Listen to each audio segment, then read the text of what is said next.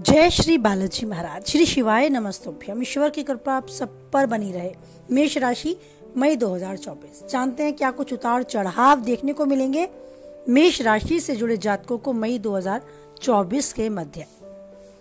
यह महीना यानी मई का महीना मेष राशि के जातकों के लिए मध्यम रूप से फलदायक रहने वाला है। ग्रह स्थिति के अनुसार आपको आर्थिक तौर पर बहुत सावधानियां रखनी होगी, क्योंकि खर्च बहुत ज्यादा बन रहे हैं और आपकी स्वास्थ्य समस्याएं भी बढ़ी हुई आपको महसूस हो सकती हैं। विस्तार रूप से बात करें तो ये महीना यानी मई 2024 मेष राशि से जुड़े जातकों के लिए मध्यम रूप से लाभप्रद होगा। ग्रह की स्थिति के अनुसार आपको आर्थिक तौर पर काफी सतर्क रहना होगा। खर्चों के विषय में बात करें तो हाथ रोककर चलना होगा। करियर के बारे में बात की जाए तो अच्छी सफलताएं प्राप्त होने के योग हैं। नौकरी और व्यापार में आपकी कार्यकुशलता आपको अन्य लोगों से आगे रखेगी।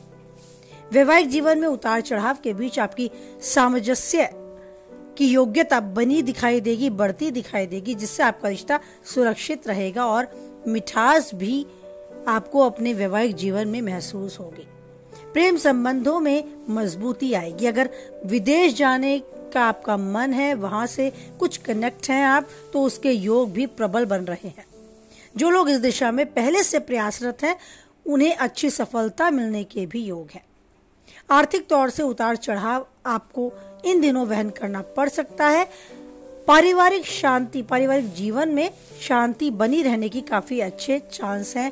आपसी मेलजोल, सहयोग और समर्थन की भावना आपको अपने परिवार में दिखेगी। अब विस्तार रूप से बात करें आपके करियर, शिक्षा, वैवाहिक जीवन के विषय में। करियर की दृष्टि से बात की जाए तो आपके लिए अनुकूल संभावनाएं हैं। दशम भाव के स्वामी शनि महाराज पूरे महीने एकादश भाव में रहकर आपकी स्थिति को प्रबल बनाएंगे। आपके लिए नए नए अवसरों का निर्माण भी करेंगे। आपके वरिष्ठ अधिकारी भी आपके काम की प्रगति से संतुष्ट नजर आएंगे और उसके कारण आपकी एक अच्छी पदोन्नति भी आपको प्राप्त हो सकती है, अगर उस विषय में आप सोच रहे हैं। नौकरी में आपका एक दबदबा बनता नजर आएगा, एक आपको स्टेबिलिटी नजर आएगी। बस आपको अपनी अहम की भावना से ग्रस्त ना होकर किसी को भी उसका उल्टा सीधा जवाब नहीं देना है, कुछ गलत नहीं कहना है। आपको अपने काम में संतुष्ट रहना है और अच्छे से कर पाए इस और ही ध्यान देना है।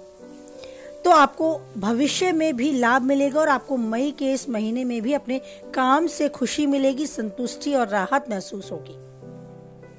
आर्थिक दृष्टि से देखा जाए तो ये मई का महीना आर्थिक तौर पर बड़े उतार चढ़ाव लेकर आया है, क्योंकि द्वादश भाग में मंगल और राहु तथा बुध की युति के कारण आपके खर्चे अप्रत्याशित रूप से बढ़ते आपको नजर आएंगे। आपको आर्थिक रूप से भी चुनौतियों का सामना करना पड़ सकता है, लेकिन अच्छी बात यह है कि पूरे महीने शनि महाराज आपके एकादश भाव में रहेंगे। आपकी आर्थिक योजनाओं को बल मिलेगा। आपको धन प्राप्ति के नए स्रोत भी मिलेंगे और एक पक्का जरिया भी मिलेगा, जिससे आपका धन आपके पास आपको आता भी नजर आएगा और एक अच्छा स्टेबिलिटी भी आपको अपनी इस आर्थिक दिशा में बनती नजर आएगी। अब बात करते हैं आपके स्वास्थ्य यानी आपकी सेहत के विषय में। सेहत की दृष्टि से ये मई 2024 कुछ कमजोर रहने की संभावनाएं है, क्योंकि आपका राशि स्वामी मंगल 12वें भाग में होगा और वह भी राहु के साथ, जिसके कारण स्वास्थ्य संबंधी परेशानियां बढ़ सकती हैं। मंगल और राहु का अंगारक दोष इसे और भी बढ़ा सकता है। बुध के साथ होने के कारण आपको त्वचा संबंधी कुछ समस्याएं या आंखों की समस्याएं या आपको अपनी स्किन पे रैशेज या किसी प्रकार की एलर्जी की संभावनाएं बढ़ती नजर आ सकती हैं। अगर पहले से ऐसा कुछ आप महसूस कर रहे हैं तो उसे और ना बढ़ने दें। उसके लिए सूर्य देव को जल अर्पित करें और साथ ही बहुत जरूरी है कि डॉक्टर से कंसल्ट करें। अपनी परेशानी को, अपने रोग को बढ़ने से बचाने के लिए जो संभव हो वो प्रयास अवश्य ही करें। अब हम बात करते हैं आपके प्यार और आपकी शादी के विषय में, यानी प्रेमी जीवन और वैवाहिक जीवन के विषय में। आपके प्रेमी जीवन पर नजर डाली जाए तो 5वें भाव में स्वामी सूर्य महाराज महीने की शुरुआत में प्रथम भाग में होंगे, जिसके कारण शुक्र और बृहस्पति जैसे ग्रह भी मौजूद रहेंगे और सप्तम भाव में दृष्टि डालेंगे। प्रेम संबंधों के लिए समय काफी अनुकूल जाएगा।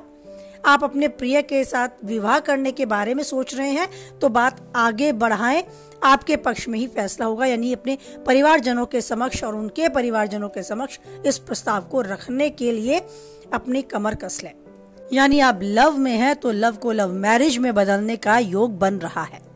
हालांकि मंगल 12वें ग्रह में होने और राहु और शनि के 5वें घर में दृष्टि होने पर समय समय पर थोड़ी बहस, थोड़े झगड़े, थोड़ा तनाव आपको अपने प्यार में अपने प्रेमी के बीच नजर आएगा। लेकिन आपका प्यार इतना मजबूत रहेगा कि आप इन सभी स्थितियों से बाहर आ जाएंगे।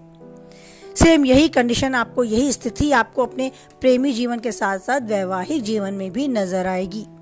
थोड़ा बहुत प्यार कम होता नजर आया तो आप उसे अपनी रिश्तों की मिठास की मजबूती से और मजबूत कर देंगे।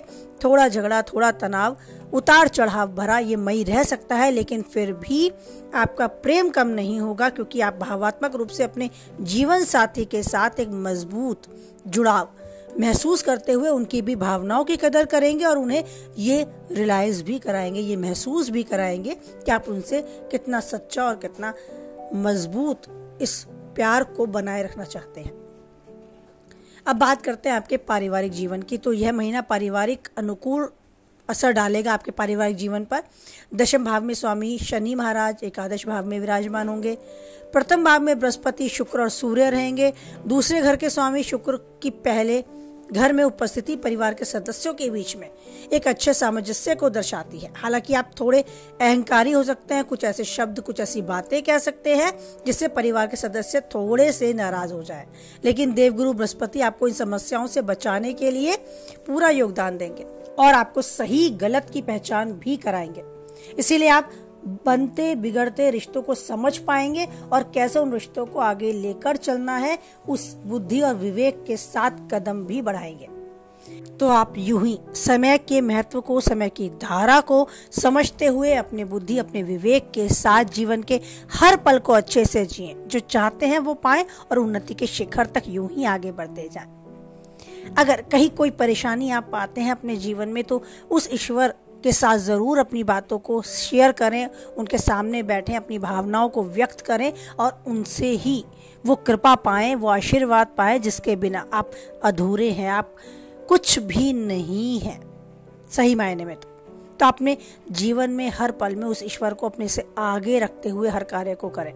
उनके समक्ष ये बात कहे कि आप आगे चलें और मैं पीछे, क्योंकि आप रास्ता दिखाते जाएंगे और मैं चलता जाऊंगा, आपके बिना मैं कुछ भी नहीं हूं। ये उन्हें जरूर अपनी भावनाओं में व्यक्त करते हुए उनका आशीर्वाद पाए।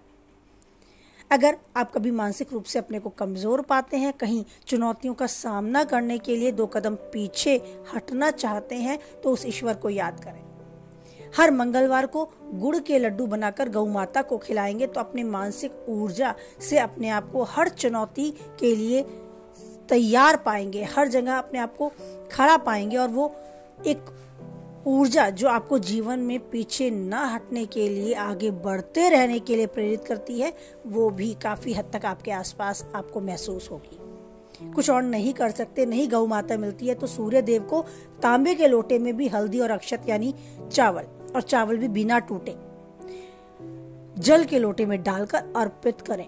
सूर्य देव को नित्य ही जल अर्पित करना एक अपने आप में पॉजिटिव एनर्जी, एक सकारात्मक ऊर्जा को ग्रहण करने का काम करती है। जीवन में हर दिशा में आगे बढ़ने के लिए आपको प्रेरित करती है। तो ईश्वर का आशीर्वाद आप पाते रहें।